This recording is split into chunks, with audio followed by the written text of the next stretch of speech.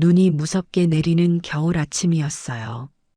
지난밤부터 쏟아지던 눈이 도로와 지붕 위를 뒤덮어 차들이 기어가기도 힘든 상황이었죠. 아들은 회사에서 중요한 프레젠테이션이 있다고 전날부터 분주하게 준비했고, 저는 아침 일찍 일어나 따뜻한 국과 반찬을 차려놓고 있었어요. 그런데 며느리가 느닷없이 팥빙수가 먹고 싶다고 말하더군요. 처음엔 무슨 농담인가 싶었어요. 이런 기상 상황에서 팥빙수라니, 제가 알던 상식과 너무나 동떨어진 얘기처럼 들렸으니까요. 아들은 시계를 보며 난처해했어요. 지금 당장 가야 회사에 늦지 않을 텐데. 팥빙수를 사오라니 어떡하죠? 며느리는 마치 아무런 문제도 없다는 듯 말했어요. 어머님, 눈 많이 오는 날 먹는 팥빙수가 얼마나 맛있는지 모르세요? 우리 뱃속 아기에겐 이게 꼭 필요한 거예요. 저는 그 말을 듣고 한참 동안 아무 말도 못했어요. 눈길에 차가 미끄러져 사고가 잦다는 소식이 계속 들리는데 며느리의 태도는 너무 당연하다는 것처럼 느껴져서 황당했죠. 거실에서 드릉거리는 아들의 마음이 느껴졌어요. 회사에 늦을까봐 조바심이 나는데도 며느리가 막무가내로 주문을 하는 게 말이 안 된다고 생각했어요. 아가야, 네 남편이 지금 프레젠테이션 준비가 급한데 굳이 지금 당장 팥빙수를 먹어야겠어?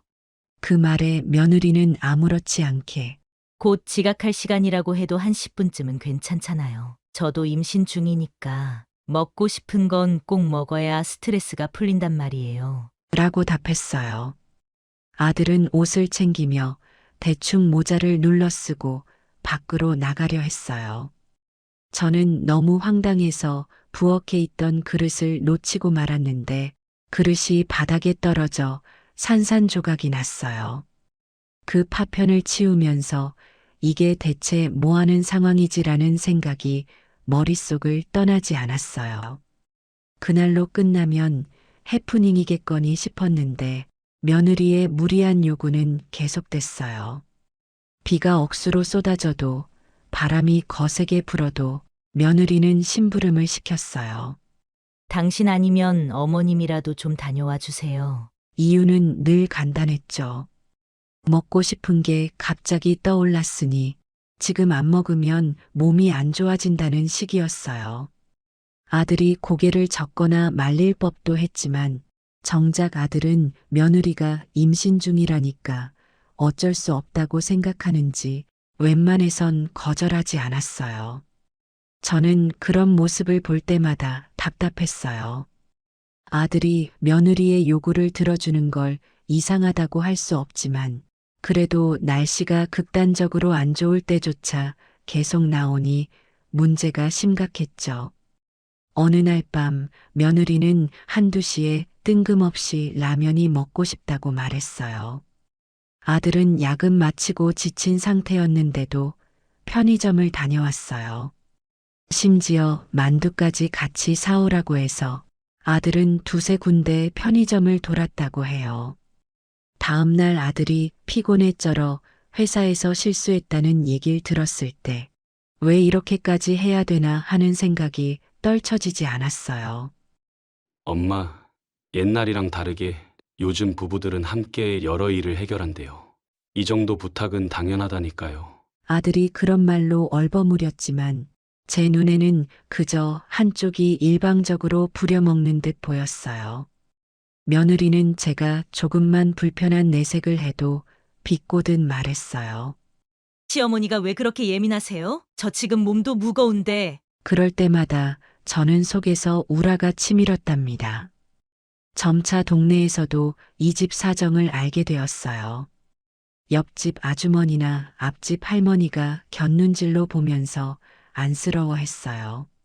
아들내미가 고생이 많네. 사실 저도 아들에게 미안한 마음이 컸어요. 일찍 결혼해서 가정을 꾸린 건 좋은데 그 아내가 이토록 자기 편의만 생각하는지 몰랐으니 말이에요. 어느 날 이웃 할머니가 전해주더라고요. 며느리가 허리 다쳤다면서도 친구들이랑 쇼핑 잘도 다니시더라고. 좀 이상하지 않아? 그 이야기를 들으며 저도 속이 뒤집혔어요. 며느리가 허리를 다쳤다고 아들에게 장과 시장을 모두 맡겨놓으면서 정작 본인은 멀쩡히 돌아다닌다면 도무지 이해가 안 됐거든요. 아들에게 이 얘기를 전했지만 아들은 그저 허리 상태가 그때그때 다르겠지. 라는 애매한 대답만 했어요. 왠지 마음 한구석에 짜증이 끓어올랐어요. 겨울이 깊어가던 어느 날 또 폭설이 내렸어요. 도로가 완전히 마비될 정도로 눈이 쌓였고 화물차들은 빙판길에 밀려 사고가 잇따랐어요. 저는 뉴스만 봐도 불안했는데 며느리가 또 한 번 팥빙수를 입에 올리며 아들에게 말했어요. 딸기가 들어가야 돼. 생크림도 듬뿍 요청해. 지금 밖에 나가면 위험하지 않을까? 벌써 사고도 많이 났다고 하던데. 아기가 딸기 들어간 빙수를 먹고 싶어 한다니까요. 임산부가 먹고 싶을 땐 무조건 먹어야 해요. 저는 더 이상 참지 못하겠다고 느꼈어요. 며칠 전에도 폭설에 팥빙수를 사오라고 했는데 이걸 또 반복한다니 아들에게 몸 상할까봐 걱정된다고 말했지만 며느리는 들으려 하지 않았어요. 아들은 한숨을 쉬면서도 자리에서 일어나 외투를 집어들었어요. 엄마, 잠깐 다녀올게요. 이 정도는 괜찮아요. 며느리가 너무 먹고 싶다니까. 저는 어이없어서 그 자리를 박차고 부엌으로 들어갔어요. 그릇을 잡고 있으면서도 손이 떨렸어요. 이게 정말 정상적인 상황일까? 이런 날씨에 밖으로 끌려나가는 아들은 뭐고 시어머니 말은 듣지도 않는 며느리는 또 뭔가. 설거지를 하다 그릇 하나를 떨어뜨렸는데 깨지는 소리가 제 속마음을 대신해 주는 듯 울려 퍼졌어요. 아들은 눈길을 뚫고 팥빙수를 사러 갔고 며느리는 TV를 틀어놓고 소파에서 과자를 집어먹고 있었어요. 저는 그 풍경을 보니 더 이상 참아낼 수 없었어요. 화가 나서 그 자리에서 소리를 질렀어요. 아니, 네 남편을 이렇게까지 심부름 시켜도 양심이 안 찔리니? 눈이 너무 많이 와서 길도 제대로 못 다니는데. 어머님, 왜 또 그러세요? 제가 남편한테 부탁한 건데 어머님이 간섭하실 일인가요? 며느리의 차가운 반응에 속이 끓어올랐어요. 저는 식탁을 손바닥으로 치며 며느리와 대치했어요. 그 순간 문이 열리고 온몸이 눈에 젖은 아들이 들어왔어요. 아들은 헐떡이면서 팥빙수를 내밀었고 며느리는 벌떡 일어나 받아들고는 툴툴댔어요. 생각했던 것보다 녹았는데? 아들은 미안하다고 사과했어요. 눈길이라 차가 엄청 막혀서 조금 늦었어. 에이, 어쩔 수 없긴. 그래도 완전히 녹진 않아서 다행이네. 그 광경을 지켜보던 저는 결국 울음을 터뜨렸어요. 엄마, 왜 그러세요? 아들은 놀라서 달려왔지만 소용없었어요. 이미 한 번 틀어진 감정이 폭발했고 소리 없이 눈물만 나왔어요. 며느리는 제가 우는 걸 보고도 별달리 달래지 않았어요. 오히려 귀찮다는 듯 표정을 지었고 엄마, 진정 좀 하세요. 며느리도 임신 중인데 서로 힘들잖아요. 그 말에 더 서러웠어요. 제가 볼 땐 아들이 훨씬 힘들어 보이는데도 정작 본인은 제 편이 아니라 며느리 편만 든다는 느낌이 들었거든요. 한동안 우리 집은 냉랭한 분위기가 계속됐어요. 밥을 먹어도 대화가 없고 아들은 제가 묵묵히 설거지를 하고 있으면 슬쩍 피했어요. 며느리는 여전했고 조금만 불편하면 저를 호출해 시켰어요. 어머님이 저 대신 장 좀 봐오시면 안 돼요? 전 가슴이 답답했지만 아들에게 말하면 엄마, 그냥 좀 봐주세요. 요즘은 임산부가 스트레스 받으면 안 된대요. 하고 막아섰어요. 너는 회사 일도 바쁜데 밤마다 심부름까지 하면 몸이 나만할 리 없잖아. 괜찮아요. 전 집사람이 원하면 해줄만 해요. 조금이라도 거절해봐. 그러면 며느리도 생각을 고칠 거 아니야. 엄마가 괜히 오버하는 거예요. 전 그 대화를 할 때마다 답이 없다고 느꼈어요. 며칠 뒤 아들이 회사에서 큰 실수를 하고 나서 인사과에 불이익을 받게 됐어요. 그걸 알고 저는 너무 안타까웠어요. 늦게까지 야근하고 들어와서 새벽에도 편의점이나 식당을 찾느라 돌아다니는 생활이 계속되니 피곤해서 정신도 제대로 못 차리는 듯 했어요. 며칠 전엔 잠을 못 자서 안색이 누렇게 떠 있더군요. 사랑하는 남편이니 더 신경 써줘야지. 며느리는 거꾸로 그 상태에서 또 부탁을 늘어놨어요. 아들이 헐떡이며 집에 들어오자 당연하다는 듯 말했어요. 여보, 불고기 먹고 싶은데 근처 마트에 소고기 괜찮은 게 있는지 봐줄래? 아들은 감정이 격해졌는지 심하게 머리를 쥐어뜯었어요. 제가 말없이 지켜보다가 손을 붙잡으려 하자 아들은 괜찮다며 피곤한 표정을 지었어요. 오히려 저를 말리고 며느리에게 조금 기다려달라 하고 밖으로 나섰죠. 엄마, 이 정도는 제가 감당할 수 있어요. 얘야. 그래도 좀 쉬었다가. 집사람도 몸 힘들잖아요. 제가 해줘야죠. 그 모습이 짠하기도 하고 원망스럽기도 했어요. 왜 저렇게까지 당연하다는 듯 요구할까, 며느리는. 이웃 주민들이 저를 만날 때마다 묘한 시선으로 바라봤어요. 아드님이 참 고생이 많으시네요. 누군가는 안쓰럽게 말했고, 며느리가 너무 심한 거 아니냐? 다른 누군가는 대놓고 말하기도 했어요. 저는 그 얘기를 들을 때마다 고개를 떨구며 답했어요. 저도 걱정 많아요. 사실 시어머니 입장에서는 집안 문제를 떠벌리기 어렵잖아요. 하지만 현실은 이미 동네에 다 퍼져 있는 것 같았어요. 어머님, 너무 속 끓이지 마세요. 아드님도 곧 깨달을 거예요. 그러게요. 언젠간 해결되겠죠? 속으로는 언제 해결될진 모르겠다고. 며느리가 반성하지 않는 한 바뀔 것 같지 않다고 생각했어요. 집으로 돌아오는 길이 유난히 길고 지루했어요. 시간이 흘러 또 다른 폭설 경보가 발효된 날이었어요. 며느리는 이번엔 임신 핑계를 더 강하게 댔어요. 아기가 팥빙수를 먹고 싶어 한다며 아들에게 여지없이 심부름을 시켰어요. 저는 더 못 보고 짐을 챙기기로 마음먹었어요. 이제는 정말 이 집을 떠나는 게 맞겠다고 느낀 거예요. 이 상황이 지속되면 저도 몸과 마음이 버티지 못할 것 같았어요. 아들은 제가 방에서 짐을 싸는 걸 보고 깜짝 놀랐어요. 엄마, 갑자기 어디 가세요? 뭐가 불만인데요? 너한테 미안하지만 난 더 이상 여기서 살 수 없어. 며느리가 이따위로 굴어도 넌 말리지도 않잖니. 그렇다고 이렇게 가버리시면 그래. 난 가는 거야. 내가 계속 참아줄 거라고 생각했겠지만 더 못하겠어.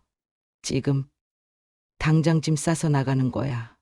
더 이상 이 집에서 울며 불며 살고 싶지도 않고 날 배려하지 않는 분위기 속에 하루도 더 머물기 싫어. 내 마음을 말해도 들어주는 사람 하나 없잖아. 네가 며느리 편만 드는 동안 난 계속 참고 견뎌야만 했어. 폭설에 팥빙수를 사오라든가 밤늦게 심부름을 가라는 등 말도 안 되는 요구가 반복되는 걸 보면서도 넌 이게 당연하다며 나에게만 옛날 사람 취급을 했잖아.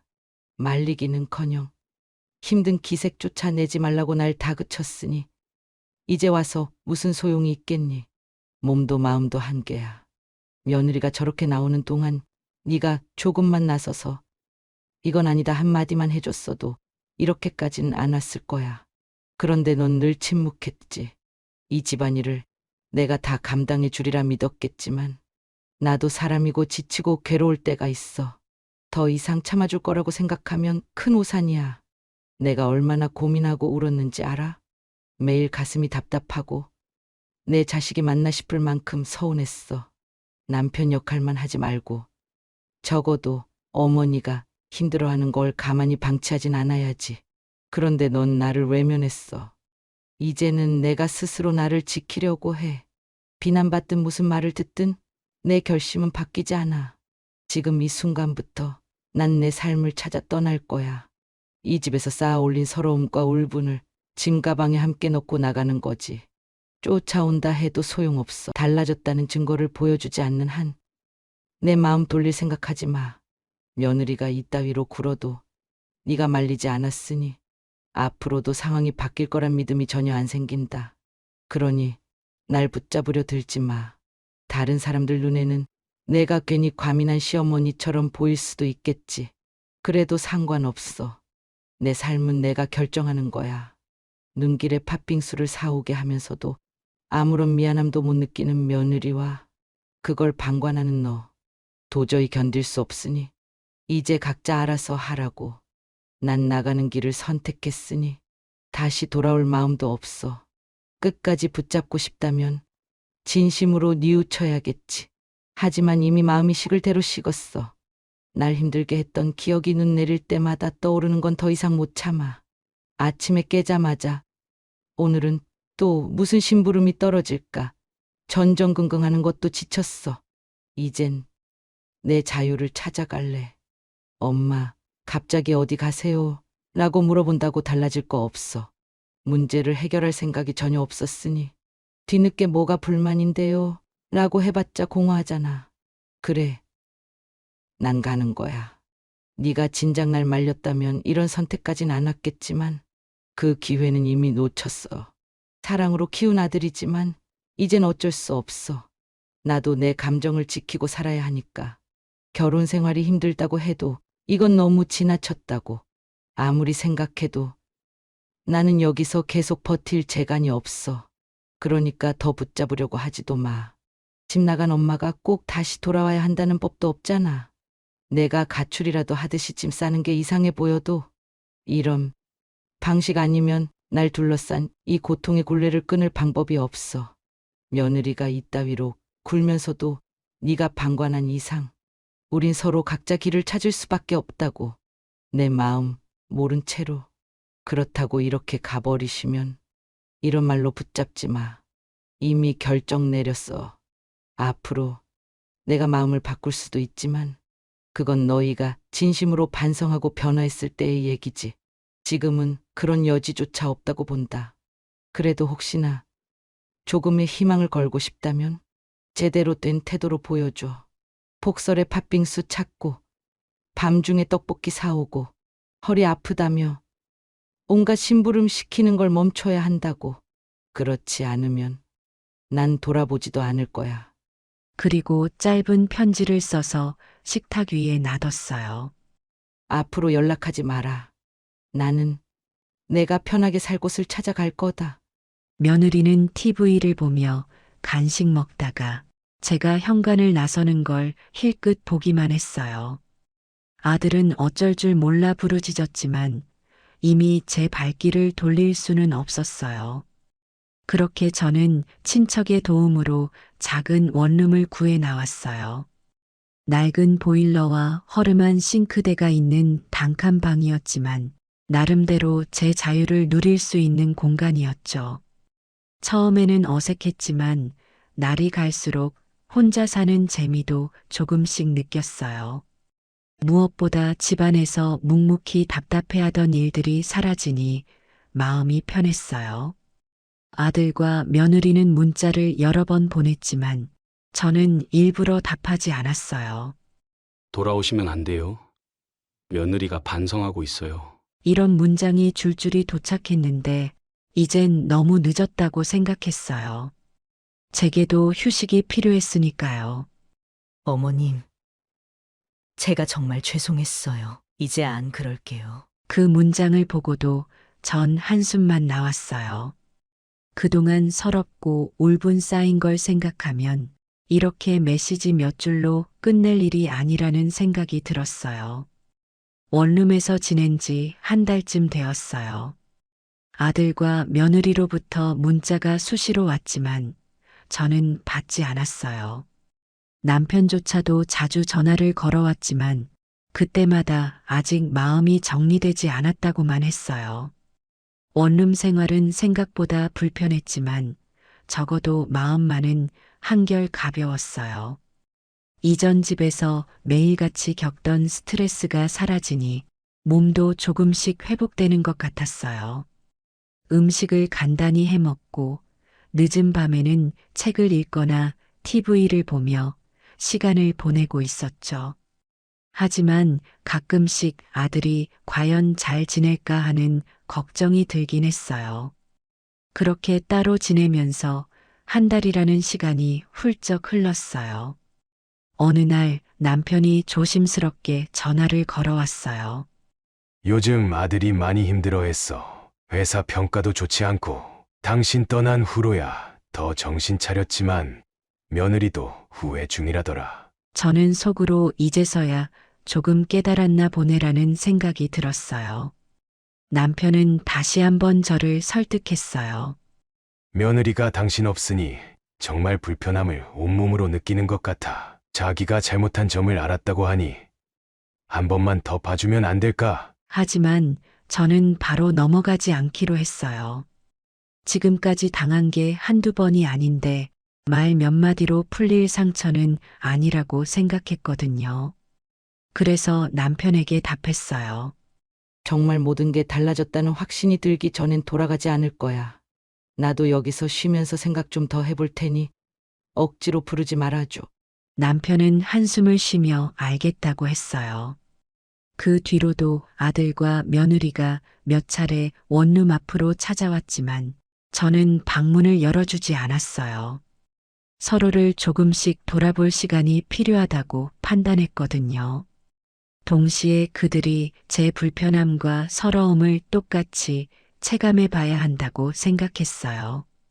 늘 제가 참기만 하는 구조를 깨트리지 않으면 결국 같은 일이 반복될 거라고 봤어요. 그렇게 한동안 연락을 두절하며 지내던 어느 날이었어요. 남편이 다시 전화를 걸어왔고 이번에는 다소 달라진 톤으로 말했어요. 며느리가 지금 많이 달라졌어. 몸으로 겪고 나니 얼마나 무리한 짓을 했는지 아는 모양이야. 직접 당신에게 사과하고 싶어 하는데 그래도 당신이 싫다면 당분간 더 기다리도록 하지 뭐. 저는 그 이야기를 듣고도 쉽게 마음이 풀리지 않았어요. 내가 원룸을 구해 나올 정도로 힘들었던 걸 이제 와서 깨달았다고 해결될 문제인가 하는 의문이 들었거든요. 오랜 세월 쌓인 서러움이었으니 하루아침에 사라질 리 없다고 느꼈어요. 원룸에서 지내는 동안 저는 살림을 최소화하고 지냈어요. 냉장고도 작은 걸 쓰고 옷까지는 꼭 필요한 것만 가져왔어요. 그리고 매일 일기를 쓰며 마음을 정리했어요.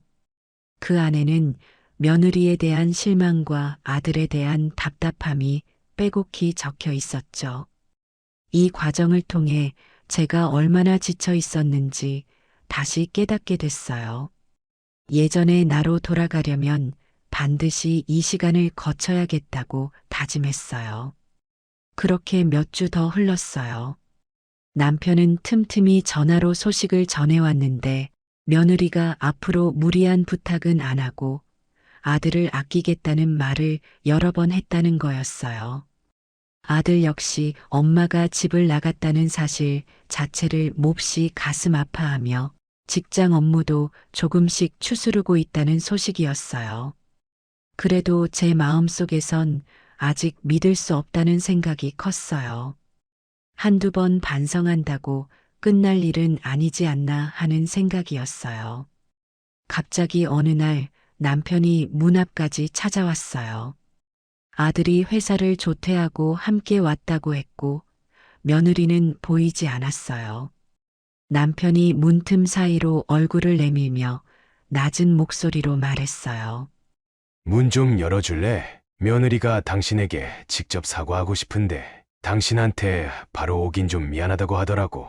지금은 집에서 기다리는 중이야. 저는 문을 완전히 열지는 않고 남편과 아들만 방 안으로 들였어요. 짧게 인사하고 거실 아닌 방 안 한 구석에 앉았어요. 그때 아들이 시종일관 고개를 숙인 채 미리 준비해 온 듯한 말을 꺼냈어요. 엄마, 정말 미안해요. 우리 둘 다 엄마 마음을 너무 몰랐어요. 지금 와서 생각해보니 얼마나 힘드셨을지. 저도 회사에서 혼나고 엄마가 떠난 뒤에야 깨달았어요. 저는 가만히 듣다가 며느리는 하고 물었어요. 아들은 손사래를 치며 말했어요. 지금 집에서 기다리고 있어요. 엄마가 싫어할까 봐 같이 오지도 못했어요. 정말 반성 중이에요. 그래서 직접 만나서 사과하고 싶대요. 한 번만 자리를 만들면 안 되겠어요? 저는 긴 침묵 끝에 말했어요. 내가 그 집에서 당한 수모가 적었니? 복설이든 새벽이든 가리지 않고 너 부려먹고 시어머니인 날 함부로 대했던 걸 쉽게 잊을 수 있을까? 그래도 한 번은 봐야겠지. 아들은 고개를 끄덕였어요. 남편도 곁에서 거들었어요. 그래, 한 번만 더 대화해보자. 결국 며칠 뒤에 아들과 며느리를 동시에 만나기로 약속했어요. 사실 그 결심을 하기 전까지도 마음이 복잡했어요. 어쩌면 또 거짓말이거나 일시적인 반성일 수도 있지 않을까. 내가 믿고 돌아가면 다시 팥빙수 사건이 재현되는 건 아닐까. 이런 의구심이 가득했어요. 하지만 남편과 아들이 간절히 설득하는 모습을 보며 그래도 직접 들어보자는 마음이 생겼어요. 며칠 뒤 약속했던 날이 왔어요. 저는 미리 약속 장소를 근처 조용한 카페로 잡았어요. 원룸에서 만나면 답답할 것 같았고 아들 내외 집은 가고 싶지 않았으니까요. 아들과 며느리는 약속 시간보다 일찍 도착해 있었고 며느리는 제 얼굴 보자마자 눈물을 흘렸어요. 어머님 정말 죄송합니다. 제가 너무 욕심부리고 임신이라고 다 받아줘야 하는 줄 알았어요. 그게 얼마나 심한 짓이었는지 뒤늦게 깨달았어요. 저는 찻잔을 손에 든 채 조용히 물었어요. 너 허리 아프다면서 나까지 부려먹고 아들은 폭설에 팥빙수 사오게 했잖아. 그건 단순히 임신 탓으로 돌릴 일이 아니었지. 이제는 정말 안 그럴 자신 있니? 며느리는 고개를 심하게 끄덕였어요. 네, 정말 다시는 그런 부탁하지 않겠습니다. 남편이 힘들어하는 것도 이제야 느껴져요. 어머님이 떠나고 나서야 깨닫다니 너무 후회돼요. 아들도 한마디 거들었어요. 엄마, 나도 몰랐어. 그러다 보니 회사 일도 엉망이 되고 엄마가 집을 떠날 정도로 힘들어 했는데도 진작 눈치 못 챘어. 그 대화를 오래 나눴어요. 저는 그동안 느꼈던 울분, 서러움, 그리고 왜 떠날 수밖에 없었는지를 차근차근 얘기했어요. 며느리는 연신 눈물을 훔치면서 잘못을 시인했고 아들은 엄마를 외면했던 걸 미안해했어요. 좋다. 그렇다면 내가 조건을 걸겠다. 임신이든 뭐든 폭설이든 야심한 밤이든 무리한 심부름을 시키지 않을 것. 허리 아프다며 시댁을 부려먹지 않을 것. 이 두 가지가 지켜져야 그나마 내가 돌아갈 마음이 생긴다. 며느리는 바로 약속했어요. 네. 당연히 지킬게요. 너무 늦게 깨달았지만 이제부터라도 바뀌겠습니다. 그날의 대화 이후 저는 완전히 집으로 돌아가진 않았어요. 원룸이 제게 준 자유와 평온이 꽤 소중했거든요. 그래도 아들 내외가 정말 달라지는지 지켜보겠다는 명목으로 주말에만 잠깐씩 들러보기로 했어요. 아들은 반색하며 기뻐했어요. 그럼 주말에는 집에서 같이 식사해요. 며느리도 시어머니가 몇 시간만이라도 와준다는 사실에 안도한 듯 했어요. 그렇게 주말마다 아들 집을 방문하기 시작했는데 처음엔 다소 어색했어요. 며느리는 눈치 보듯 조용히 움직였고 아들은 제가 올 때마다 너무 과하게 반가워하는 기색이었어요. 제가 볼 때는 예전과 달리 아들에게 별다른 요구도 안 하는 것 같았고 늦은 밤 심부름 같은 건 시키지 않더라고요. 어머님, 이제 저 혼자 장도 보고 집안일도 최대한 제가 해보려 해요. 남편이 힘들면 안 되잖아요. 며느리가 먼저 그렇게 말할 때 저는 마음 한편에서 안심이 됐어요. 정말 달라지려는 의지가 보이니까요. 물론 아직 완전히 마음을 놓은 건 아니었지만 적어도 이전처럼 폭설에 팥빙수를 시키는 말도 안 되는 일은 사라졌다는 점이 다행이었어요. 아들은 회사에서 예전처럼 실수 없이 일을 잘 해냈고 평가도 제자리로 돌아왔다는 소식을 전했어요. 집에 들어오면 며느리가 따뜻한 차를 내오고 예전에는 상상도 못했던 모습이라며 쑥스러워했어요. 저는 그런 광경을 보면서도 한편으로 안도했지만 또 한편으로 이게 얼마나 갈까 하는 걱정이 스쳤어요. 그럴 때마다 며느리는 스스로를 다잡는 듯 행동했어요. 한 번은 제게 이런 말을 하더라고요.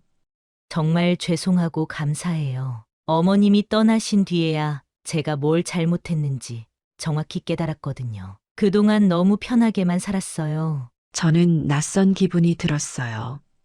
저토록 공손한 며느리 모습을 본 적이 없었으니까요. 그래도 아직 완벽히 마음을 열진 않았어요. 속으로 조금만 더 지켜보자고.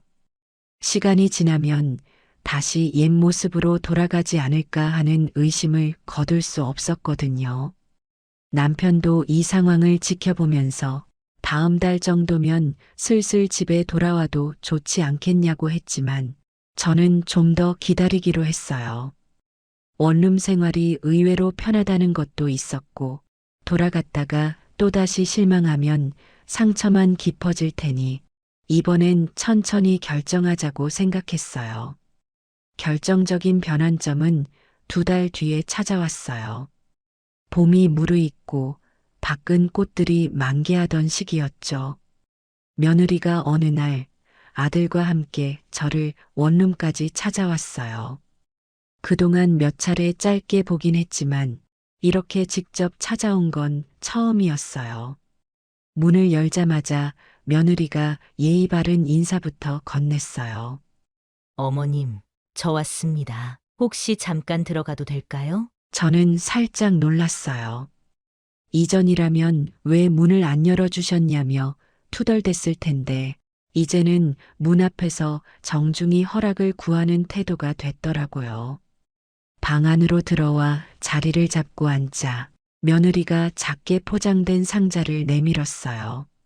이거는 제가 직접 골라봤어요. 어머님한테 도움이 될 만한 간식이에요. 뭐 대단한 음식은 아니었지만 이제 자기도 먹고 싶은 거 생기면 스스로 사러 나가겠다는 의미로 며느리가 준비한 작은 제스처처럼 보였어요. 아들은 옆에서 거들며 미소 지었어요. 요즘은 전처럼 무리한 심부름 하라고도 안 해요. 그날 우리는 테이블에 앉아 긴 대화를 나눴어요. 며느리는 제게 직접 온갖 미안함과 후회를 털어놓았고 저는 그동안 겪은 서러움을 자세히 설명했어요. 많이 울컥하기도 했지만 상대방이 진정성 있게 듣고 있다는 느낌이 들었어요. 아들은 조용히 우리 이야기를 들어주다가 이따금 거들기도 했죠. 맞아. 이 사람 정말 달라졌어. 결국 그 자리에서 저도 마음의 문을 조금 더 열기로 했어요. 좋아. 너가 이렇게까지 노력한다면 나도 집에 돌아가는 걸 심각하게 고민해 볼게. 단 옛날처럼 또 폭설에 팥빙수 먹고 싶다며 사람을 밖으로 내보낸다든가 한밤중에 라면 사오라고 아들을 부려먹으면 나는 다시 나가서 돌아오지 않을 거다. 며느리는 눈물을 흘리며 연신 고개를 끄덕였어요. 네. 정말 다시는 그런 무리수 안 부릴게요. 제가 얼마나 이기적이었는지 깊이 반성했어요. 그렇게 약속을 하고 헤어졌어요. 그리고 일주일 뒤 남편이 차를 가지고 원룸을 찾아와서는 제가 가져온 짐을 다시 싣기 시작했어요. 저는 아직 완전히 확신할 순 없었지만 적어도 이제야 좀 바뀌었구나 하는 희망을 안고 아들 내외 집으로 돌아가 보기로 했어요. 집에 들어간 첫날 며느리가 저를 맞이하며 활짝 웃었어요. 어머님, 어서 오세요. 거실 분위기도 예전과는 달랐어요. 아들은 밝은 표정으로 회사 얘기를 하면서 좋아하더군요. 이번에 팀장님께 칭찬받았어요. 저도 그 모습을 보며 기분이 풀리는 걸 느꼈어요. 어머님이 계시니 집안이 더 따뜻해진 느낌이에요. 그래. 나도 돌아오니 안심이 되긴 하네. 이젠 정말 옛날처럼 굴면 안 된다. 며느리는 웃으며 말했어요. 당연하죠. 저도 임신 후로 더 배려가 필요하다는 걸 알았지만 그게 무조건 남편 부려먹는 건 아니라는 걸 알았어요. 며칠 동안 동거해 보니 정말 예전 같은 무리한 부탁이 사라졌어요. 늦은 밤이면 며느리가 직접 음료나 간식을 챙기고 아들이 피곤해 보이면 오히려 오늘은 그냥 쉬자고 권하더라고요. 한 번은 폭우가 오던 날 며느리가 불현듯 빵이 먹고 싶은데. 하고 중얼대다가도 스스로 우산을 들고 나가려 했어요.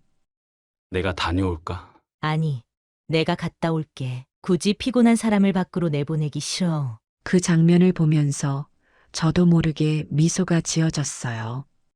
이제야 가족의 모습을 갖추는구나 싶었답니다.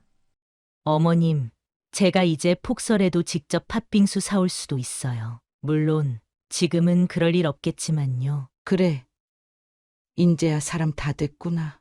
날 이렇게 힘들게 한 만큼 착실히 갚아라. 네, 그럴게요. 그 모습이 참 순해 보여서 마음 한편에 쌓여있던 울분이 조금씩 녹는 기분이었어요. 그 후로 가족 분위기가 크게 바뀌었어요. 아들은 회사에도 충실하고 퇴근 후엔 며느리와 함께 저녁을 준비하거나 집안 정리를 도왔어요. 며느리도 시어머니인 저를 깍듯이 대하지는 않더라도 이젠 최소한의 예의는 지키고 무리수를 부리지 않았어요. 허리 아프다는 소리도 필요할 때만 하고 수시로 아프다고 핑계를 댄다든가 심부름을 넘기는 행동도 없어졌어요. 시간이 지나면서 서로 마음의 상처도 아물어갔어요. 이웃들도 며느리가 너무 다르다며 좋은 방향으로 변했다고 했어요. 저는 남편과 식탁에 앉아 이런저런 얘기를 하며 다시 예전처럼 평범한 가정의 일상을 누렸답니다. 여보, 이제 우리도 진짜 편해졌네. 아들네가 저렇게 바뀔 줄이야. 그러게 말이야. 나도 원룸에서 살 땐 참 별 생각 다 했는데 그래도 돌아오니까 집이 좋긴 하다. 마음 한구석에는 이럴 거면 진작 변할 것이지 하는 씁쓸함도 있긴 했어요. 하지만 결과적으로 아들과 며느리가 반성했고 저 역시 원룸을 떠남으로써 가족이 함께하는 행복을 다시 찾았으니 다행이라고 생각해요. 예전에는 밤이 깊어지면 며느리가 또 뭘 사달라고 할지 몰라 조마조마했는데 이젠 그런 걱정 없이 편히 잠들 수 있으니 얼마나 좋은지 몰라요. 가끔 눈 오는 날이 찾아올 때 팥빙수를 스스로 사러 가는 모습을 볼 수도 있어요. 이젠 제 허락도 구하지 않고 아들에게 심부름도 안 시키더라고요. 그때마다 드디어 모든 게 제자리로 돌아왔구나. 정말 많이 달라졌구나 하고 느껴요. 그저 폭설 속에서 팥빙수를 부추기던 지난날의 기억은 그저 흘러간 우픈 사건으로 남았죠. 엄마, 그래도 제가 미안했던 건 잊지 말아주세요. 제가 너무 어리석었죠. 내가 있진 않겠지만 널 이제 믿어볼게. 다시는 그러지 마. 네, 절대 안 그럴 거예요. 이렇게 해서 한바탕 요란했던 폭설 속 팥빙수 사건은 오랜 갈등과 함께 가족 모두를 성장시키는 계기가 되었어요. 결국엔 서로에 대한 배려와 존중이 얼마나 중요한지 고생 끝에 모두가 깨달은 셈이랄까요. 저는 다시 집으로 돌아왔고 며느리는 남편을 함부로 부려먹지 않는 사람이 되었고 아들은 한층 성숙한 남편과 아들로 거듭났어요. 이젠 그저 눈이 올 때면 옛날처럼 불안하지 않아요. 팥빙수가 떠오르더라도 제 아들이 폭설 속에서 위험하게 뛰어나가는 일은 없을 테니까요. 내가 참았던 만큼 이렇게 좋은 결말이 올 수도 있구나. 하는 묘한 뿌듯함을 느끼면서 말이에요. 제 나이 69, 신미자라고 합니다. 평생을 자식들 뒷바라지하며 살아온 평범한 어머니입니다. 그날만 아니었다면 제 인생이 이렇게 뒤바뀔 줄 몰랐습니다. 지금도 생각하면 가슴이 먹먹해지는 그날의 기억을 여러분께 들려드리려 합니다. 그날 아침은 여느 때와 다름없이 시작되었습니다. 새벽 5시 어김없이 울리는 알람 소리에 눈을 떴죠. 남편이 세상을 떠난 후로 20년 넘게 혼자 자고 있지만 아직도 가끔 옆자리가 허전하게 느껴질 때가 있어요. 하지만 그 허전함도 잠시 이내 하루를 시작하기 위해 자리에서 일어났습니다. 오늘은 무얼 해먹을까? 부엌으로 향하며 중얼거렸습니다. 냉장고를 열어보니 어제 장을 봐둔 재료들이 가지런히 정리되어 있었어요. 된장찌개에 콩나물 무침, 멸치볶음을 해먹기로 했습니다. 식탁에 앉아 혼자 밥을 먹으며 텔레비전을 켰습니다. 뉴스에서는 여전히 복잡한 세상 돌아가는 이야기들을 전하고 있었죠. 아이고, 세상이 살기 좋아졌다 하면서도 왜 이리 각박해지는지 혼잣말을 하다 문득 아들 송태 생각이 났습니다. 요즘 들어 자주 그랬어요. 바쁘다는 핑계로 연락도 뜸한 아들이 보고 싶어지는 날이 많아졌거든요. 마지막으로 본 게 언제였더라. 설날 때 잠깐 들렀다 간 게 전부였던 것 같아요. 식사를 마치고 설거지를 하는데 주방 창밖으로 보이는 하늘이 유난히 맑아 보였습니다. 문득 송태네 동네 생각이 났어요. 거기 있는 큰 공원에서 산책하면 참 좋겠다 싶었죠. 맞다. 오늘 송태네 근처 시장에 할인 행사한다고 했던가. 텔레비전에서 봤던 광고가 생각났습니다. 평소 같았으면 그냥 지나쳤을 텐데 오늘따라 꼭 가봐야 할 것 같은 기분이 들었어요. 마침 며칠 전 며느리가 좋아하는 반찬 얘기를 했었는데 그걸 만들어가면 좋아하지 않을까 하는 생각도 들었고요. 그래, 오늘은 송태네 동네에 가볼까? 결심을 하고 옷장 앞에 섰습니다. 무얼 입을까 고민하다 송태가 작년 생일 때 사준 옷을 골랐어요. 옷을 입고 거울을 보니 주름진 얼굴이 눈에 띄었습니다. 언제부터 이렇게 늙어버렸나 하는 생각에 한숨이 나왔지만 이내 고개를 저었습니다. 에이, 이래봬도 아직 70도 안 됐는걸.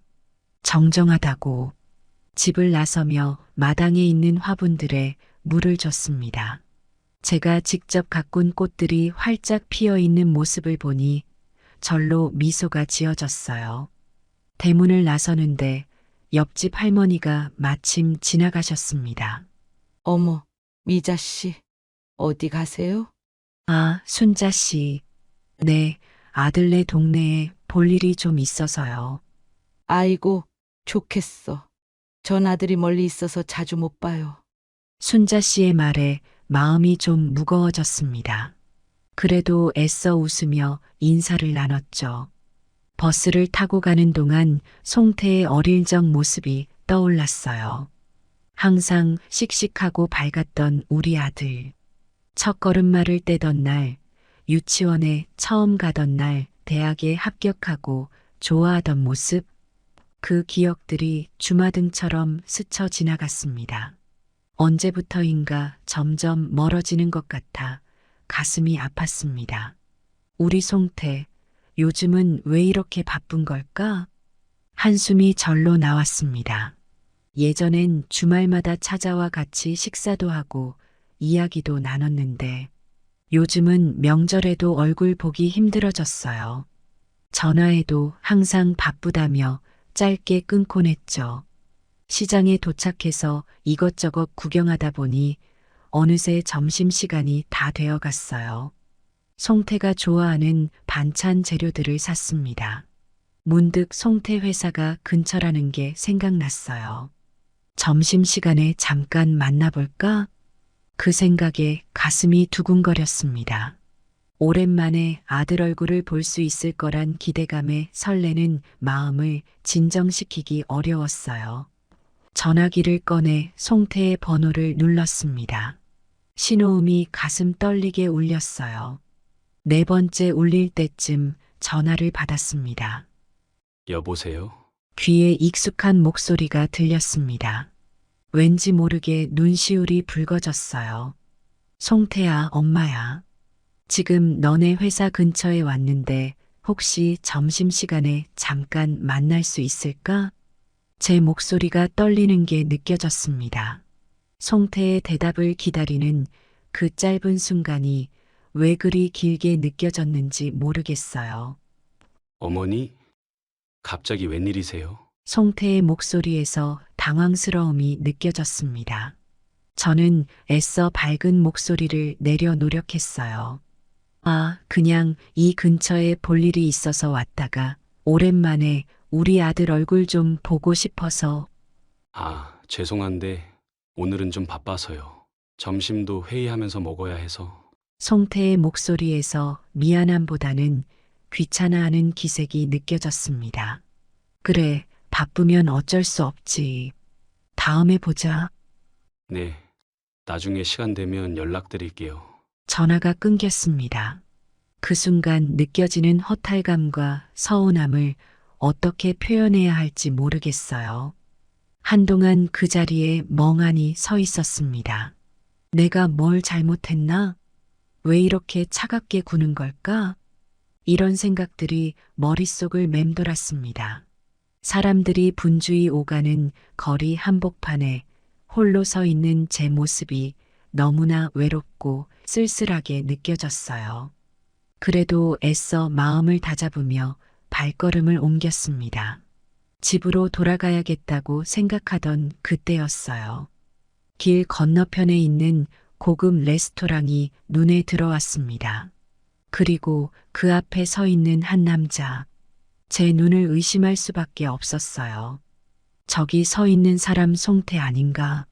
그렇게 바쁘다던 아들이 웬일로 저런 곳에 있는 걸까요? 호기심에 잠시 지켜보기로 했습니다. 그때 한 여자가 레스토랑에서 나와 송태에게 다가갔어요. 그리고 제가 본 광경은 평생 잊지 못할 충격적인 장면이었습니다. 송태가 그 여자를 끌어안고 입 맞추는 모습. 그 순간 제 세상이 무너져 내리는 것 같았어요. 숨을 쉴 수가 없었습니다. 가슴이 찢어지는 듯한 고통이 밀려왔어요. 송태야, 힘없이 중얼거리며 그 자리에 주저앉고 말았습니다. 주변이 갑자기 어두워지더니 정신을 잃었어요. 그렇게 제 인생의 가장 큰 시련이 시작되었습니다. 그 순간 저는 알지 못했습니다. 이 사건이 제 삶을 얼마나 크게 뒤흔들어 놓을지, 그리고 그 과정에서 제가 얼마나 큰 후회와 아픔을 겪게 될지를. 정신을 차렸을 때 제 귓가에 들리는 소리는 구급차 사이렌 소리였습니다. 머릿속이 혼란스러웠어요. 눈을 뜨려 했지만 눈꺼풀이 천근만근 무거웠습니다. 할머니, 정신이 드세요? 괜찮으세요? 누군가의 목소리가 들렸습니다. 간신히 눈을 떴더니 낯선 젊은 남자가 걱정스러운 표정으로 저를 내려다보고 있었어요. 저 여긴 어디? 제 목소리가 믿기지 않을 만큼 가냘프게 들렸습니다. 할머니, 지금 병원으로 가고 있어요. 길에서 쓰러지신 걸 제가 봤거든요. 그 말을 듣는 순간 방금 전 목격한 장면이 플래시백처럼 떠올랐습니다. 송태와 그 여자, 갑자기 가슴이 조여오며 숨이 막히는 것 같았어요. 괜찮으세요? 숨쉬기 힘드세요? 구급대원으로 보이는 사람이 다가와 물었습니다. 저는 간신히 고개를 저었어요. 육체적인 고통보다는 마음의 고통이 더 컸으니까요. 병원에 도착해서 여러 검사를 받았습니다. 의사 선생님 말씀으로는 다행히 큰 이상은 없고 일시적인 스트레스성 실신이라고 하더군요. 하지만 제 마음속 상처는 누구도 알아채지 못했습니다. 병실에 누워 있는데 문득 핸드백에서 울리는 전화 소리가 들렸어요. 간호사분이 가져다 주셨는데 발신자 이름을 보고 놀랐습니다. 송태였어요. 떨리는 손으로 전화를 받았습니다. 여보세요. 어머니? 어디 계세요? 갑자기 연락이 안 돼서. 송태의 목소리에는 걱정이 묻어 있었습니다. 하지만 제 귀에는 그저 위선적으로 들렸어요. 난 병원에 있단다. 네? 병원이요? 무슨 일이세요? 송태의 목소리가 높아졌습니다. 저는 잠시 망설이다 대답했어요. 길에서 쓰러져서 구급차로 왔어. 어머니, 어느 병원이에요? 제가 지금 가겠습니다. 그 순간 제 마음속에서 분노가 치밀어 올랐습니다. 점심때는 그렇게 바쁘다더니 이제 와서 무슨 올 필요 없다. 넌 바쁘잖아. 회의한다며.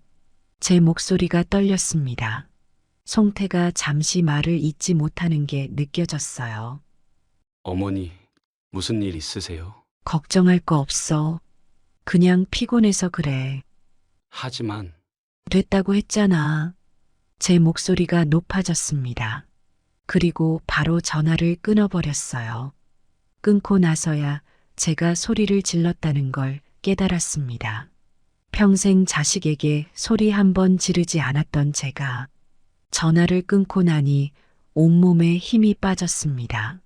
그동안 참았던 눈물이 주체할 수 없이 흘러내렸어요. 어떻게 이런 일이, 제가 그토록 사랑하고 자랑스러워하던 아들이 어떻게 이럴 수가 있을까요? 한참을 울고 나니 문득 딸 송이 생각이 났습니다. 송이에게는 알려야 할까? 고민 끝에 전화를 걸었어요. 여보세요, 어머니? 송이의 밝은 목소리가 들렸습니다. 그 순간 또다시 눈물이 왈칵 쏟아질 것 같았어요. 송이야. 어머니, 무슨 일 있으세요? 목소리가 이상해요. 역시 우리 딸은 날 잘 알아챈다는 생각이 들었습니다. 난 지금 병원에 있어. 네, 병원이요. 어디 아프세요? 송이의 목소리에 걱정이 가득 묻어났습니다. 길에서 쓰러졌어. 큰 건 아니래. 근데 말을 잇기가 힘들었습니다. 어떻게 송태의 일을 말해야 할지. 어머니, 제가 지금 당장 갈게요. 어느 병원이에요? 송이에게 병원 이름을 알려주었습니다. 전화를 끊고 나니 또다시 공허함이 밀려왔어요. 창밖으로 보이는 하늘이 왜 이리 쓸쓸해 보이는지. 1시간쯤 지났을까 병실 문이 열리며 송이가 헐레벌떡 들어왔습니다. 어머니! 송이가 달려와 제 손을 잡았어요. 그 따뜻한 손길에 또다시 눈물이 났습니다. 어머니, 대체 무슨 일이에요? 갑자기 이러시고. 저는 한참을 망설이다 입을 열었습니다. 송이야, 오빠 얘기 좀 할게. 그리고 오늘 있었던 일을 모두 털어놓았어요. 송태에게 전화했던 일, 그를 본 일, 그리고 그 여자와 있는 모습을. 이야기를 듣는 송이의 얼굴이 점점 굳어갔습니다. 마지막 말을 마치자 송이는 한동안 아무 말도 하지 못했어요. 어머니, 정말 그런 일이. 송이의 목소리가 떨렸습니다. 저는 고개를 끄덕였어요. 오빠가 그럴 리가 없어요. 뭔가 오해가 있었던 거 아닐까요? 송이의 말에 가슴이 아팠습니다. 하지만 이해가 됐어요. 오빠를 믿고 싶은 마음. 저도 그랬으니까요. 송이야, 내 눈으로 똑똑히 봤어. 그게 오해일 리가 없어. 제 목소리가 떨렸습니다. 송이는 한동안 말없이 제 손을 잡고 있었어요. 어머니, 제가 오빠한테 연락해 볼게요. 송이가 자리에서 일어났습니다. 그때 병실 문이 열렸어요. 어머니, 송태의 목소리가 병실에 울려 퍼졌습니다. 그의 얼굴은 창백했고 눈가에는 피곤한 기색이 역력했어요. 제 심장이 빠르게 뛰기 시작했습니다. 아들을 보는 순간 분노와 실망 그리고 슬픔이 한꺼번에 밀려왔어요. 오빠, 송이의 목소리가 차갑게 울렸습니다. 송태는 의아한 표정을 지었어요. 어머니, 갑자기 왜 쓰러지신 거예요? 송태가 제게 다가왔습니다. 하지만 저는 고개를 돌렸어요. 그의 얼굴을 볼 자신이 없었습니다. 어머니, 괜찮으세요? 의사 선생님 말씀은 어떠셨어요? 송태의 목소리에 걱정이 묻어 있었지만 제 귀에는 그저 위선적으로 들렸어요. 걱정할 필요 없다. 제 목소리가 떨렸습니다. 어머니, 무슨 말씀이세요?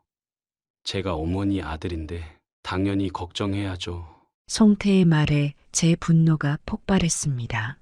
아들, 네가 무슨 아들이야? 어떻게 그럴 수가 있니? 송태는 당황한 표정으로 저를 바라보았습니다. 어머니, 무슨 말씀이신지. 다 봤어. 네가 그 여자와 있는 걸. 그렇게 바쁘다더니. 회의한다더니. 그게 다 거짓말이었구나. 제 목소리가 점점 높아졌습니다. 송태의 얼굴이 창백해졌어요. 어머니, 그게 제가 설명할 수 있어요. 설명. 뭘 설명한다는 거야? 내 눈으로 똑똑히 봤는데 며느리 보기 부끄러워서 어떻게 살아? 송이가 송태의 팔을 잡았습니다. 오빠, 제발, 이제 그만해. 송태는 한동안 아무 말도 하지 못했습니다. 그러다 갑자기 그의 표정이 변했어요. 분노와 좌절감이 뒤섞인 표정이었습니다. 도대체 왜 절 감시하신 거예요? 제 사생활을 왜 간섭하시는 거냐고요? 송태의 목소리가 높아졌습니다. 저는 그의 반응에 더욱 충격을 받았어요. 감시라고? 간섭이라고? 난 그저 너가 보고 싶어서. 보고 싶으면 연락하셨어야죠. 왜 몰래 따라다니시는 거예요? 송태의 말 한마디 한마디가 비수가 되어 제 가슴을 찔렀습니다. 평생 사랑으로 키운 아들의 입에서 어떻게 저런 말들이 나올 수 있는지. 연락했잖아. 네가 바쁘다고 거절했잖아. 그래서 이러시는 거예요? 제가 바쁘다고 하면 안 되는 거예요? 송태의 목소리가 점점 더 높아졌습니다. 송이가 그를 말리려 했지만 소용없었어요. 이제 와서 무슨 평생 당신 뒷바라지 하느라 내 인생은 없었어. 이제 와서 내 삶을 살겠다는데 왜 간섭하세요? 그 말을 듣는 순간 제 세상이 무너져 내리는 것 같았습니다.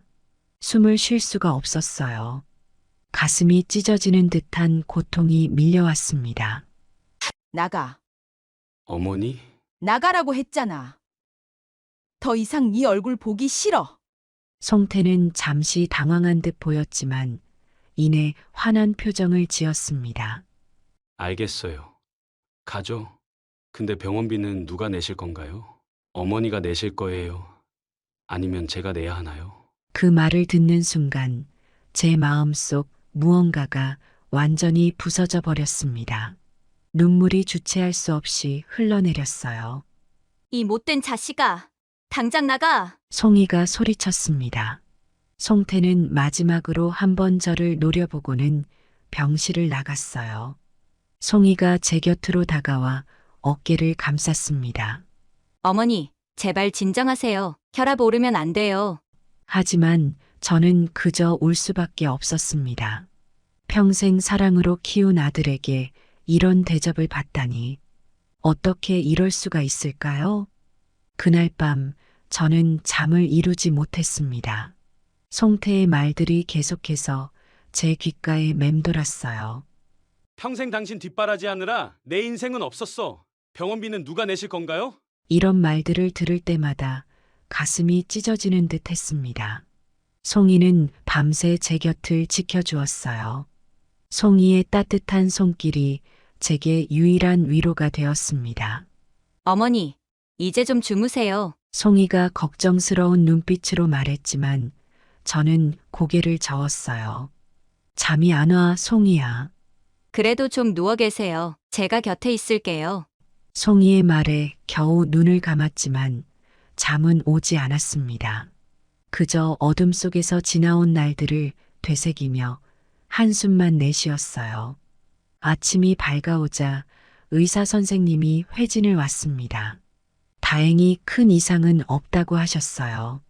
할머니, 스트레스 때문에 일시적으로 쓰러지신 것 같습니다. 오늘 퇴원하셔도 될 것 같아요. 다만, 앞으로는 스트레스 관리에 신경 쓰셔야 합니다. 의사 선생님의 말씀에 고개를 끄덕였지만 마음속으로는 쓴웃음이 났습니다. 스트레스 관리라. 어떻게 해야 이 상황을 스트레스 받지 않고 견딜 수 있을까요? 퇴원 준비를 하는 동안 송이가 제 옆을 떠나지 않았습니다. 송이의 존재가 제게 큰 힘이 되었어요. 어머니, 집에 가시면 제가 며칠 동안 함께 있을게요. 송이의 말에 고마움을 느꼈지만 한편으로는 미안했습니다. 아니야, 송이야. 넌 네 일이 있잖니. 괜찮아요. 어머니, 지금은 어머니가 더 중요해요. 송이의 말에 눈물이 났습니다. 적어도 한 명의 자식은 제 곁에 있다는 사실이 위안이 되었어요. 병원을 나서는 순간 이상한 기분이 들었습니다. 마치 제 인생의 한 장이 끝나고 새로운 장이 시작되는 것 같았어요. 그리고 그 새로운 장은 제가 상상했던 것보다 훨씬 어둡고 고통스러울 것 같다는 예감이 들었습니다. 하지만 그 순간 제 마음 한구석에서 작은 불씨가 일었어요. 이제부터는 나를 위해 살아야겠다는 결심이었습니다. 자식들을 위해 평생을 바쳤지만 이제는 제 삶을 찾아야 할 때라는 생각이 들었어요. 그렇게 저는 병원을 나섰습니다. 집으로 돌아오는 길은 제게 마치 연극과도 같았습니다. 차창 밖으로 스쳐 지나가는 풍경들이 모두 낯설게 느껴졌어요. 평생 살아온 이 도시가 이렇게 차갑고 무심하게 느껴진 적은 없었습니다. 어머니, 괜찮으세요? 송이의 걱정 어린 목소리에 고개를 돌렸습니다. 응, 괜찮아. 하지만 제 목소리는 공허하게 울렸습니다. 사실 전혀 괜찮지 않았어요. 가슴 한구석이 텅 비어버린 것 같은 느낌이 들었습니다. 집에 도착하자 현관문 앞에서 잠시 망설였습니다. 이 문을 열고 들어가면 다시 일상으로 돌아가야 한다는 생각에 두려움이 엄습했어요. 어머니, 제가 짐 들어드릴게요. 송이가 제 손에서 가방을 조심스럽게 받아들었습니다. 그 순간 문득 송태가 생각났어요. 예전에는 항상 제 짐을 받아들곤 했었는데 집 안으로 들어서자 적막감이 저를 감쌌습니다. 벽에 걸린 가족 사진들이 눈에 들어왔어요. 송태의 대학 졸업식 사진, 송이의 첫 직장 입사 사진, 모두 행복해 보이는 모습이었습니다. 그 사진들을 바라보고 있자니 갑자기 화가 치밀어 올랐어요. 충동적으로 사진들을 떼어내기 시작했습니다. 어머니, 무슨 일이세요? 송이가 놀란 얼굴로 달려왔습니다. 이런 거 필요 없어. 제 목소리가 떨렸습니다. 송이는 말없이 제 곁으로 다가와 부서진 유리 조각들을 치우기 시작했어요. 송이야. 네, 어머니. 난 어떻게 해야 하니? 제 질문에 송이도 대답을 못했습니다. 그저 제 손을 꼭 잡아줄 뿐이었어요. 그날 밤 잠을 이루지 못하고 뒤척이다 일어나 부엌으로 향했습니다. 냉장고를 열어보니 텅 비어 있었어요. 병원에 있는 동안 모든 게 그대로였던 거죠. 이제 나 하나만 챙기면 되는구나. 쓸쓸한 웃음이 나왔습니다. 새벽녘 잠들지 못한 채로 창밖을 바라보고 있었습니다. 문득 전화벨 소리가 들렸어요. 송태였습니다. 떨리는 손으로 전화를 받았습니다. 여보세요. 어머니, 정말 죄송합니다. 제가 잘못했어요. 송태의 목소리는 취해서 전화한 것 같았어요. 넌 뭐가 잘못된 건지 알기나 하니? 제 목소리가 차갑게 울렸습니다. 저도 잘 모르겠어요. 그냥 모든 게 꼬여버린 것 같아요. 송태의 말에 한숨이 나왔습니다. 그래. 네 인생이 꼬였구나. 근데 난 어떻고?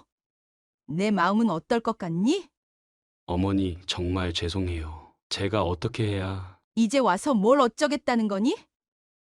넌 이미 네 선택을 했잖아. 무슨 낯으로 며느리 얼굴을 볼까? 어머니, 제발 한 번만 더 기회를 주세요. 송태의 목소리가 흐느껴 울었습니다. 하지만 제 마음은 이미 돌이킬 수 없을 만큼 상처받았어요. 송태야, 넌 내 아들이야. 그건 변하지 않아. 하지만 이제 우리 사이에 있던 신뢰는 무너져 버렸어. 어머니, 이제 그만 자러 가렴. 술 깨고 나서 다시 생각해봐.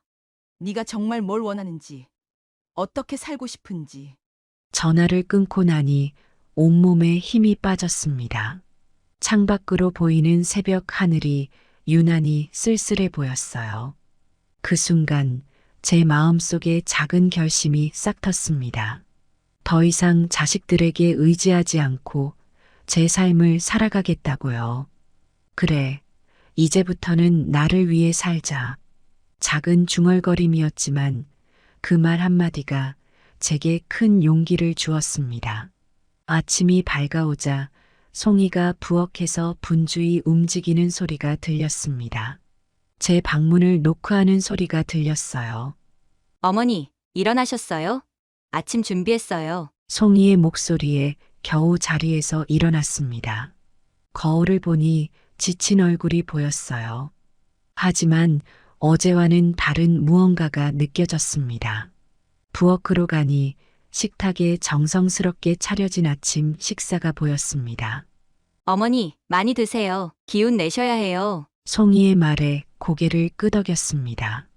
처음으로 음식 맛이 느껴졌어요. 송이야, 네, 어머니. 난 결심했어. 송이가 궁금한 눈으로 저를 바라보았습니다. 이제부터 나를 위해 살기로 했어. 너희 아버지가 돌아가시고 나서 난 그저 너희들을 위해 살았지. 하지만 이제 내 인생도 중요하다는 걸 깨달았어. 송이의 눈에 눈물이 고였습니다. 어머니, 정말 잘하신 결정이에요. 제가 어머니를 도와드릴게요. 고마워, 우리 딸. 그 말을 하고 나니 마음 한구석이 조금 가벼워지는 느낌이 들었어요. 하지만 동시에 더 큰 결심이 필요하다는 것을 알았습니다. 잠을 설치며 고민했어요. 이대로 계속 이 집에서 살아갈 수 있을까? 송태와의 관계는 어떻게 해야 할까? 결국 어느 날 아침 저는 제 인생에서 가장 큰 결정 중 하나를 내렸습니다. 송이야, 나 고향에 돌아가려고 해. 아침 식사를 하던 송이가 깜짝 놀라 고개를 들었어요. 네, 고향이요? 그래, 내가 태어나고 자란 곳, 너희 아버지와 처음 만난 곳, 거기서 새로 시작하고 싶어. 송이는 잠시 말을 잇지 못하고 저를 바라보았습니다. 그러다 천천히 고개를 끄덕였어요. 어머니, 정말 그게 좋으실 것 같으세요? 응, 그럴 것 같아. 여기 있으면 자꾸 옛날 생각나고 송태 생각나고 이제는 정말 나만을 위한 시간이 필요해. 송이의 눈에 다시 눈물이 고였습니다. 하지만 이번에는 슬픔보다는 이해와 지지의 눈물 같았어요. 알겠어요, 어머니. 제가 어머니 고향으로 가는 거 도와드릴게요. 근데 오빠한테는 어떻게 말씀하실 거예요? 그 질문에 제 마음이 또 한 번 무거워졌습니다. 송태와의 관계 어떻게 정리해야 할까요? 난 송태를 만나고 싶지 않아. 너가 대신 전해줄 수 있겠니? 송이는 잠시 망설이다 고개를 끄덕였습니다. 네, 제가 오빠한테 말할게요. 근데 어머니 정말 이대로 관계를 끊으실 건가요? 저는 깊은 한숨을 내쉬었어요. 지금은 그럴 수밖에 없을 것 같아. 송태도 자기 삶을 돌아볼 시간이 필요할 거야. 그리고 나도 나 자신을 돌아볼 시간이 필요해. 송이는 눈물을 참으며 고개를 끄덕였습니다. 알겠어요, 어머니. 제가 어머니 뜻을 오빠에게 잘 전달할게요. 그렇게 제 결심은 굳어졌습니다. 고향으로 돌아가 새로운 삶을 시작하기로 한 거죠. 송이의 도움으로 며칠 후 짐을 꾸리기 시작했어요. 오래된 앨범을 정리하다 문득 송태의 어린 시절 사진이 눈에 띄었습니다. 우리 아들 언제부터 이렇게 변해버린 걸까? 눈물이 흘렀지만 이내 마음을 다잡았어요. 이제는 정말 나를 위해 살아야 할 때니까요. 송이는 제가 고향으로 떠나는 날까지 곁에 있어 주었습니다. 기차역에서 송이와 작별 인사를 나누는 순간 가슴이 먹먹해졌어요. 어머니, 꼭 행복하세요. 자주 찾아뵐게요. 그래, 우리 딸. 넌 여기서 열심히 살아. 엄마는 너가 자랑스러워. 기차에 오르며 뒤돌아보니 송이가 손을 흔들고 있었습니다. 그 모습을 보며 새로운 시작에 대한 기대와 두려움이 교차했어요. 하지만 이제 돌이킬 수 없다는 걸 알았습니다. 창밖으로 스쳐 지나가는 풍경을 보며 생각했어요. 이제 정말 나만의 인생을 살아갈 시간이구나. 그 생각에 두려움보다는 기대가 더 크게 느껴졌습니다. 고향으로 가는 길, 제 마음은 이미 새로운 삶을 향해 달려가고 있었습니다. 고향 기차역에 내리자 오랜만에 맞는 공기가 제 마음을 설레게 했습니다. 어릴 적 뛰어놀던 골목길, 첫사랑과 손잡고 걸었던 강변. 모든 것이 그대로인 듯 하면서도 많이 변해 있었어요. 미자애야. 익숙한 목소리에 고개를 돌리니 제 오랜 친구 영숙이가 손을 흔들며 달려오고 있었습니다. 영숙아, 오랜만이야. 우리는 서로 부둥켜 안고 한참을 울었어요. 그 포옹 하나로 지난 세월의 그리움과 아픔이 녹아내리는 것 같았습니다. 영숙이의 집에 도착해서 차를 마시며 이야기를 나눴어요. 제 이야기를 들은 영숙이는 안타까워하면서도 제 결정을 지지해 주었습니다. 미자야, 여기도 좋아. 힘내. 영숙이의 말에 눈물이 났지만 동시에 힘이 솟는 것 같았어요. 다음 날 영숙이가 동네 친구들을 불러 모아 저를 위한 작은 모임을 열어주었습니다. 오랜만에 만난 친구들과 이야기를 나누며 제 마음이 조금씩 열리는 걸 느꼈어요. 미자야, 우리가 있잖아. 함께 힘을 내보자. 친구들의 따뜻한 말 한마디 한마디가 제게 큰 위로가 되었습니다. 며칠 후 저는 작은 집을 얻어 새 생활을 시작했어요. 집 뒤편에 있는 작은 텃밭이 제 눈에 들어왔습니다. 그래, 이제 내가 꿈꾸던 걸 해볼 시간이야. 어릴 적부터 꿈꿔왔던 텃밭 가꾸기를 시작했어요. 처음에는 서툴렀지만 이웃들의 도움으로 조금씩 요령을 익혀갔습니다. 미자 씨 이렇게 하면 토마토가 더 잘 자랄 거예요. 옆집 할머니의 조언을 들으며 정성껏 채소를 가꾸었어요. 얼마 지나지 않아 제 손으로 기른 채소들이 자라나기 시작했습니다. 첫 수확의 기쁨은 말로 표현할 수 없을 정도였어요. 제가 기른 채소로 반찬을 만들어 이웃들과 나누었죠. 와, 미자 씨가 만든 김치 정말 맛있어요. 이웃들의 칭찬에 가슴이 뿌듯해졌습니다. 이렇게 소소하지만 행복한 일상이 쌓여갔어요.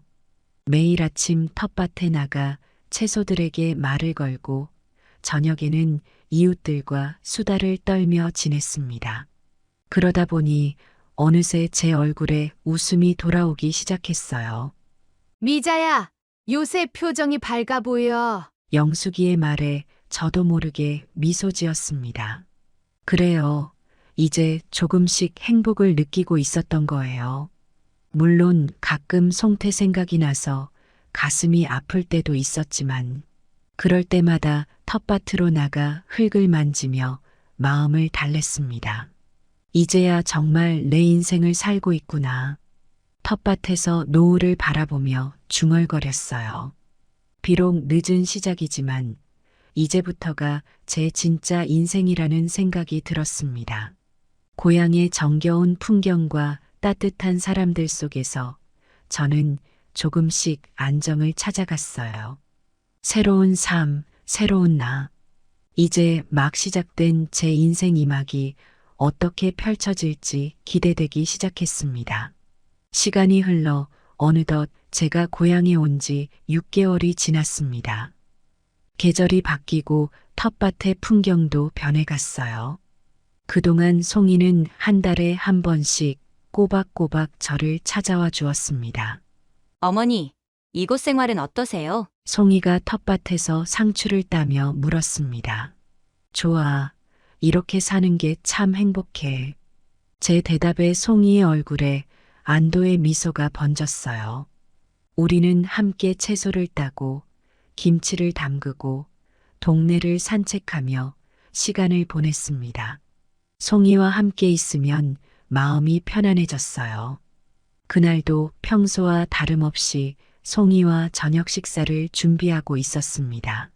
그런데 송이의 표정이 어딘가 무거워 보였어요. 송이야, 무슨 일 있니? 표정이 안 좋아 보여. 송이는 잠시 망설이다가 입을 열었습니다. 어머니, 오빠 소식을 전해 들었어요. 순간 제 손이 멈칫했습니다. 송태 얘기를 듣는 건 오랜만이었어요. 무슨 일이니? 오빠가 이혼 소송 중이래요. 그 말을 듣는 순간 가슴 한구석이 찌르르 아팠습니다. 하지만 동시에 이상하게 덤덤한 기분도 들었어요. 그래, 결국 그렇게 됐구나. 어머니, 괜찮으세요? 송이의 걱정 어린 목소리에 고개를 들어 미소 지었습니다. 괜찮아, 우리 딸. 이제 난 송태의 선택에 상관하지 않기로 했잖니. 하지만 어머니, 오빠가 많이 힘들어한대요. 술도 자주 마시고. 송이의 말에 잠시 마음이 흔들렸습니다. 어미의 마음은 역시 쉽게 변하지 않나 봐요. 하지만 이내 마음을 다잡았습니다. 송이야, 네 오빠도 이제 어른이야. 자기 선택에 대한 책임을 져야 해. 우리가 개입할 문제가 아니야. 네, 알겠어요, 어머니. 송이는 조금 서운해 보였지만 제 뜻을 이해해 주는 것 같았어요. 그날 밤 혼자 방에 누워 송태 생각을 했습니다. 아들의 고통에 가슴이 아팠지만 동시에 이제는 그의 인생에 간섭하지 말아야 한다는 걸 알았어요. 송태야, 네 인생이니 네가 선택한 대로 살아가렴. 엄마는 이제 너의 행복만을 빌어줄게. 중얼거리며 눈물을 훔쳤습니다. 이제 정말 모든 걸 내려놓는 기분이었어요. 다음 날 아침 평소와 다름없이 텃밭으로 나갔습니다. 따스한 햇살이 제 얼굴을 비추었어요. 오늘도 좋은 하루구나. 새로 피어난 꽃을 보며 미소 지었습니다. 이제 제 삶은 제가 주인공이에요. 아들의 소식에 마음이 아프지만 그것도 제 인생의 한 부분일 뿐이라고 생각했습니다. 송이는 그날 오후 서울로 돌아갔어요. 배웅하면서 말했습니다. 송이야, 송태 걱정은 하지 마. 송태도 언젠가는 자기 길을 찾을 거야. 넌 너의 삶에 충실하렴. 네, 어머니, 알겠어요. 송이를 보내고 돌아오는 길 마음이 이상하게 가벼웠습니다. 이제야 정말 모든 것을 내려놓은 것 같았어요. 집으로 돌아와 텃밭을 바라보며 생각했습니다. 이제 진짜 나의 삶을 살고 있구나. 그 생각에 미소가 지어졌어요. 앞으로의 날들이 기대되기 시작했습니다. 이렇게 제 인생의 새로운 장이 시작되었습니다. 처음에는 두렵고 낯설었지만 이제는 매일 아침 설레는 마음으로 눈을 뜹니다. 텃밭을 가꾸고 이웃들과 정을 나누며 제 삶의 주인공으로 살아가는 이 시간들이 참 소중합니다.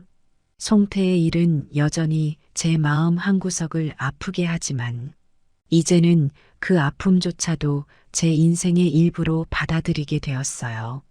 모든 것이 제 삶을 더 풍요롭게 만드는 경험이 되었습니다. 앞으로 어떤 일들이 제 앞에 펼쳐질지 모르겠지만 이제는 두렵지 않습니다. 제 인생의 주인공으로서 남은 시간을 더욱 의미 있게 살아갈 거예요. 이제야 비로소 진정한 나를 찾은 것 같아 행복합니다.